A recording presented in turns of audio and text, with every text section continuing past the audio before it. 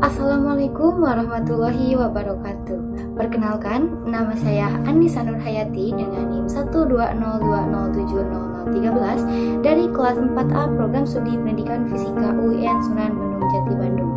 Pada kesempatan kali ini saya akan memaparkan materi mengenai hukum Coulomb. Yuk, kita simak. Sebelum masuk ke materi, ada yang tahu gak nih mengapa bisa terjadi petir ketika hujan? Nah, petir terjadi karena adanya gesekan yang terjadi antara awan satu dengan awan lainnya yang mengakibatkan elektron bergerak bebas hingga membentuk gesekan muatan listrik yang turun dari awan ke dataran bumi untuk dinetralkan. Awan bergerak secara teratur dan terus-menerus. Selama pergerakan tersebut, awan akan berinteraksi dengan awan lainnya, sehingga muatan negatif akan terkumpul pada satu sisi saja dan sisi sebaliknya akan berkumpul muatan yang positif. Jika perbedaan potensial antara awan dan bumi cukup besar, maka akan terjadi pembuangan muatan negatif dari awan ke bumi untuk mencapai kesetimbangan. Dan di saat itulah petir terjadi. Fenomena petir ini merupakan salah satu fenomena dari listrik statis. Lalu, apa itu listrik statis? Listrik statis adalah ketidakseimbangan muatan listrik dalam atau pada permukaan benda. Nah, pada dasarnya, listrik statis ini mempelajari mengenai muatan listrik. Untuk memahami konsep listrik statis, maka kita perlu memahami tentang atom. Atom tersusun atas partikel subatom, yaitu proton yang bermuatan positif, neutron yang tidak bermuatan, dan elektron yang bermuatan negatif. Neutron dan proton membentuk inti atom, sedangkan elektron bergerak di sekitar inti atom. Nah, elektron inilah yang memiliki kaitan kelistrikan mengenai suatu benda. Benda yang kekurangan elektron disebut dengan benda bermuatan positif, dan benda yang kelebihan elektron disebut dengan benda bermuatan negatif. Jika benda bermuatan positif didekatkan dengan benda bermuatan positif, maka akan terjadi tolak-menolak. Sedangkan jika benda yang bermuatan positif didekatkan dengan benda bermuatan negatif, maka akan tarik-menarik.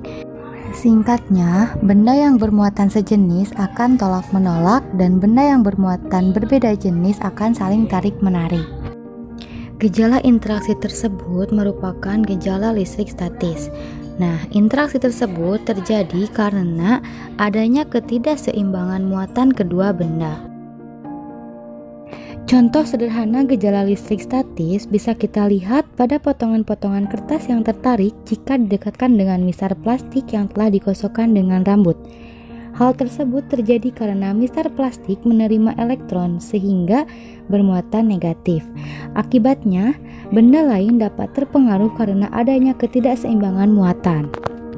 Gejala tarik-menarik tersebut dinamakan dengan gaya Coulomb.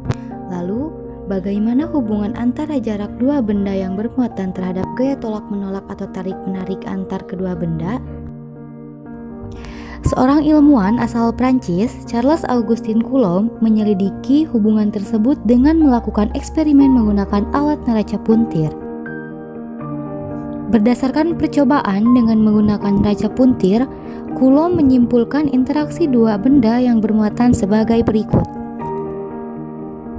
Semakin besar jarak kedua benda yang bermuatan, maka semakin kecil gaya listrik antar benda tersebut. Dan sebaliknya, semakin kecil jarak kedua benda yang bermuatan, maka semakin besar gaya listrik antar benda tersebut. Lalu, semakin besar muatan kedua benda, maka besar gaya listrik antar benda tersebut akan semakin besar. Sehingga dapat disimpulkan bahwa hubungan jarak kedua muatan berbanding terbalik dengan gaya listrik dan besar kedua muatan berbanding lurus dengan gaya listrik. Secara sistematis dapat dituliskan sebagai berikut.